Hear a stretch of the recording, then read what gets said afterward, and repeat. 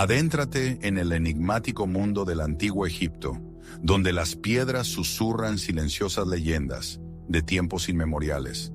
Emprendamos juntos un viaje para desentrañar los secretos que solo los monumentos ancestrales pueden revelar. La Gran Pirámide de Giza, pináculo de la construcción piramidal, marcó un antes y un después, tras lo cual las dimensiones de los monumentos disminuyeron drásticamente. Las pirámides de Djéhuti, Kefren y Miserino reflejaron ambiciones más modestas en tamaño y complejidad. El último monumento real de la cuarta dinastía fue la inmensa mastaba de Shepseskaf, erigida a 15 millas río arriba de Giza, en la necrópolis de Saqqara Sur. El reinado de Shepseskaf marca el fin de la cuarta dinastía, un punto donde muchos estudiosos, absortos en los misterios de las pirámides más grandiosas, detienen su mirada. Es cierto, las pirámides de las dinastías quinta y sexta no deslumbran a primera vista. Despojadas de su revestimiento de piedra caliza de Tura, se han transformado en modestas colinas que raramente capturan la imaginación de los viajeros. Sin embargo, estos monumentos olvidados esconden en sus cámaras y pasadizos un tesoro de datos que aguarda ser explorado a fondo. Una vez que uno se adentra en el universo de las pirámides, comienza inevitablemente con los ejemplos más llamativos, pero pronto surge la necesidad de descubrir algo nuevo en cada humilde montón de piedras. Dejando a un lado las bromas, la verdad es que estos monumentos nos dejan sin aliento al descubrir sus estructuras internas ocultas. El acceso a estas pirámides suele ser complicado, principalmente porque muchas aún se encuentran en proceso de restauración para garantizar una entrada segura. Hasta hace poco, la pirámide que estamos a punto de explorar permaneció inaccesible desde principios del siglo XIX. Hoy nos aventuraremos en la pirámide de Userkaf, el primer faraón de la quinta dinastía y una de las pirámides egipcias menos estudiadas.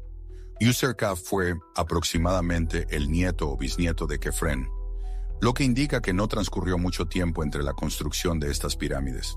Para aquellos que dudan del atractivo de esta pirámide, existen puntos de comparación con las grandiosas pirámides de Giza. La pirámide de Userkaf a menudo se ignora, quizás porque su diseño desafía las convenciones de su época.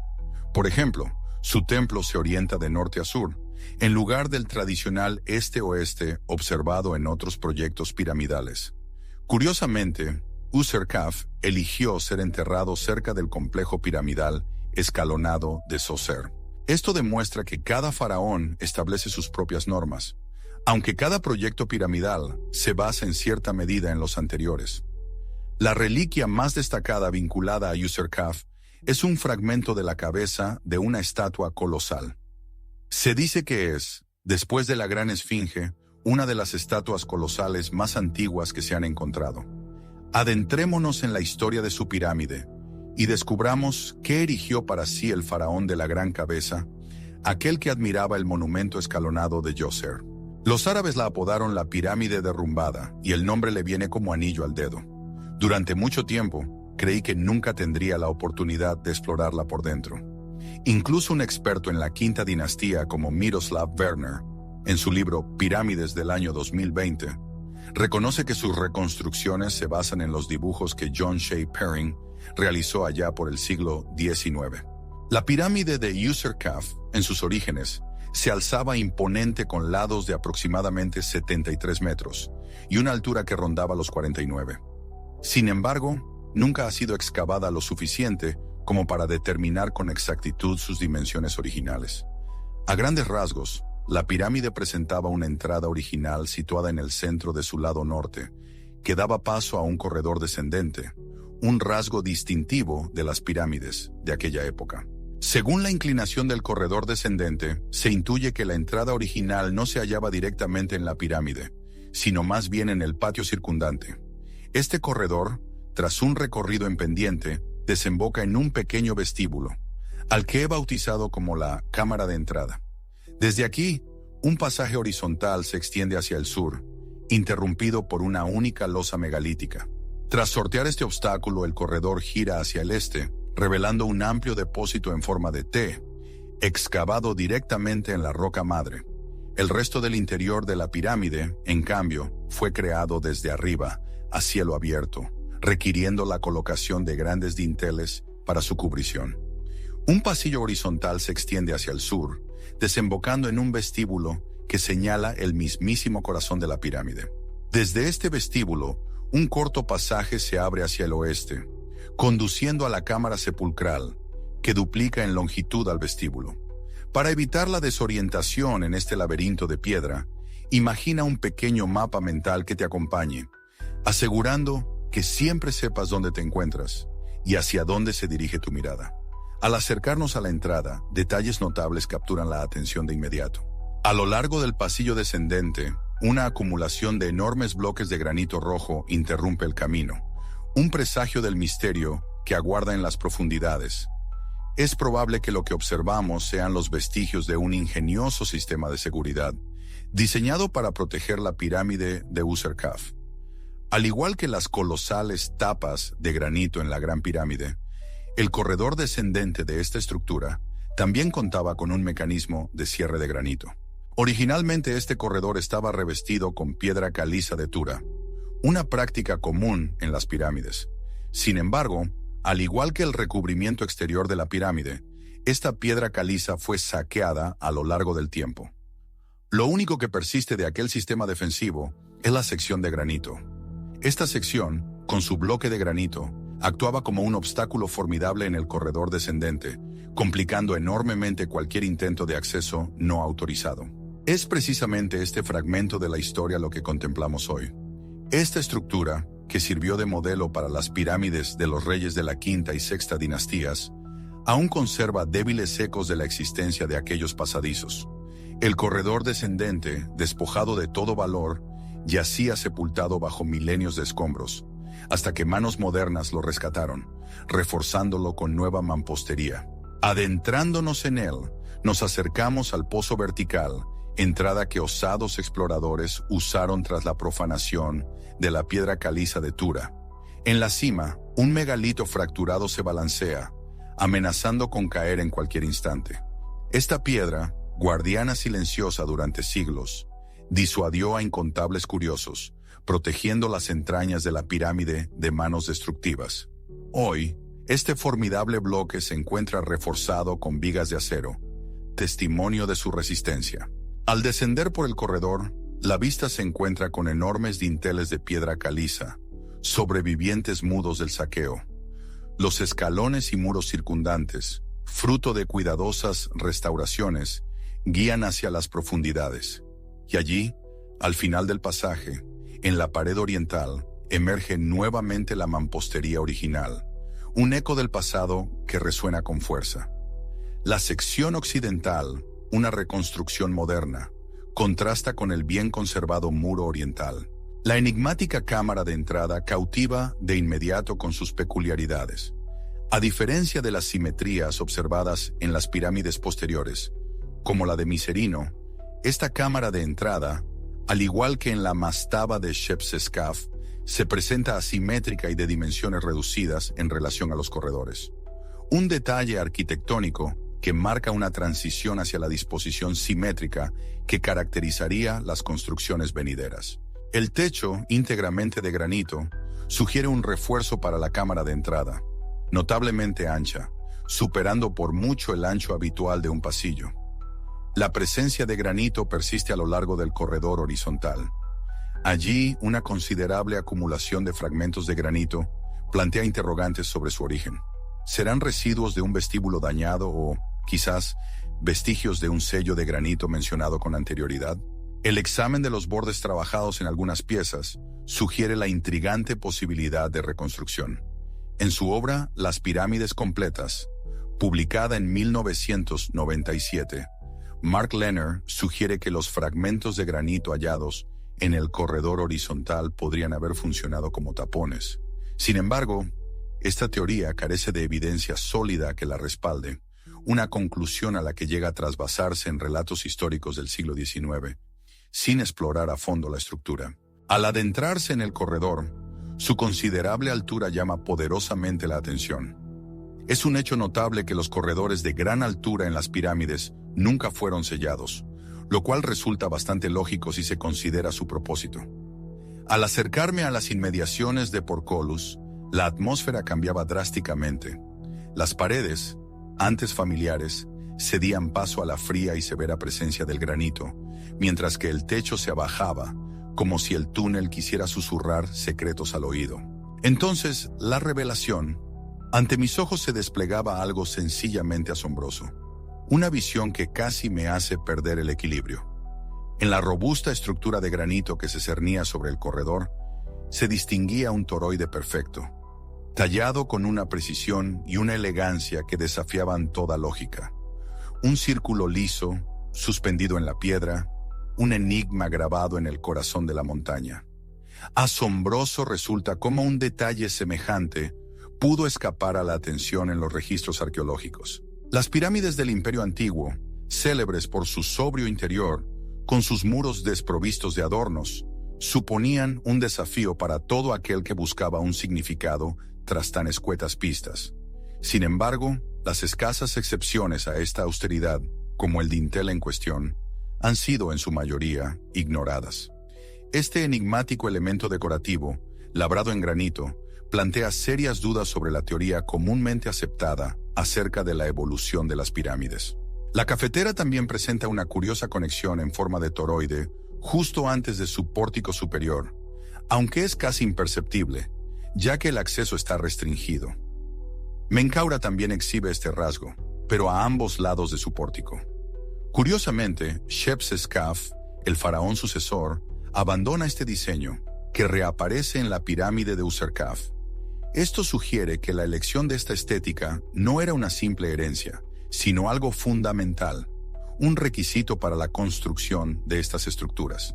Considerando la ausencia de ornamentación adicional en estas pirámides, este elemento en particular debió poseer un significado profundo para los antiguos egipcios. Un misterio singular se cierne sobre este pasaje. Un único porculus, una losa de cierre, obstruye el camino, representando una anomalía desconcertante. En la gran pirámide de Keops, 3 de estas losas verticales aseguran el paso. Tras Kefren, todos los faraones del Imperio Antiguo adoptaron esta misma técnica. Todos excepto este caso excepcional. La imponente barrera de granito, que aún bloquea el corredor, exhibe un grosor de casi 70 centímetros. Esta medida duplica aproximadamente el tamaño de cualquier porculus hallado en la Gran Pirámide. Esta desviación marca una ruptura palpable con la tendencia decreciente observada en los bloques de cierre, que se reduce desde Keops, pasando por Kefren hasta Miserino y Shepseskaf. Excavaciones en la superficie del pórtico de Userkaf revelan indicios de una estrategia audaz para acceder al interior. Los antiguos profanadores, con un conocimiento sorprendente de la estructura interna, optaron por una excavación vertical a través de la pirámide. Una vez alcanzado el punto deseado, demolieron cuidadosamente una esquina para evitar dañar los dinteles de los pasadizos internos y reducir al mínimo la destrucción del granito. Esta técnica, similar a la empleada en el saqueo de las mastabas del Imperio Antiguo, demuestra una planificación meticulosa. Tras el pórtico, un corredor horizontal se extiende, solo para encontrarse poco después con otro que se dirige hacia el este. El pasillo, ahora revestido de granito en paredes y techo, mantiene una altura reducida por el pórfido original. La simetría del cruce se ve interrumpida por un bloque de granito de negrura anómala. Esta elección parece deliberada, como si buscara armonizar la inusual transición. La pirámide de Userkaf destaca por una peculiaridad, una interrupción en su corredor horizontal, orientada hacia el este. Tras la curva, la mirada descubre el punto de encuentro entre el granito negro y la roca madre, esta última cubierta con bloques de caliza de Tura. Adentrándonos en la cavidad en forma de T, concebida probablemente como un espacio de almacenamiento, uno no puede evitar notar la notable cantidad de bloques que sorprendentemente han sobrevivido al saqueo. El diseño original de las paredes de piedra caliza se revela sutilmente en el suelo, cuyo borde se eleva ligeramente sobre el nivel donde se asentaba la base de la estructura. Una inspección más cercana de la roca madre expuesta revela imponentes formaciones cristalinas de sal. Se dice que, siglos atrás, las estancias de la reina y la gran galería de la Gran Pirámide sufrieron estragos debido a estos depósitos salinos. Contemplar estos cristales de sal nos permite comprender la magnitud de los daños sufridos por la Gran Pirámide y la lamentable pérdida de pruebas físicas invaluables. En lo alto, vestigios de cal persistían, delatando un pasado enlucido. De vuelta en el pasillo horizontal, nos aventuramos hacia el sur, hacia una antecámara de techo bajo. Allí, las paredes, revestidas con bloques pulidos de caliza de Turín, ascendían en 3 hileras hasta fundirse en un techo abovedado. La pared occidental nos guiaba a un pasaje breve, conduciéndonos a la cámara sepulcral. Sin embargo, era en la pared norte, contigua al pasillo horizontal, donde una curiosa formación de marcas de cincel capturaba la atención, como si alguien, en un arrebato de aburrimiento o práctica, hubiera descargado golpes al azar. En el interior de la cámara sepulcral, un recinto espacioso que duplicaba en tamaño a la antecámara, el suelo se mostraba desolado, con la fina capa de piedra caliza al descubierto. Este detalle crucial se convierte en la clave para reconstruir el pavimento perdido en las estancias de la reina en la Gran Pirámide. En la pared sur se excavaron meticulosamente varias vigas del techo, revelando su verdadera longitud. Howard Weiss sostenía que las paredes bajo estas vigas presentaban una ligera inclinación, concebida para sostener un techo inclinado, aunque esta afirmación resulta difícil de corroborar. El sarcófago, destrozado y casi desaparecido, contrasta con la tapa, que milagrosamente ha sobrevivido en un estado relativamente bueno. Entre los escombros, la esperanza de hallar componentes valiosos persiste. En el muro austral, 2 nichos labrados flanquean el sitio que antaño albergó el sarcófago. Ubicados a la misma altura de este, es posible que facilitaran su cierre. En la pared opuesta, una hornacina singular, de forma cuadrada y extendiéndose desde el suelo, plantea un enigma sobre su propósito original.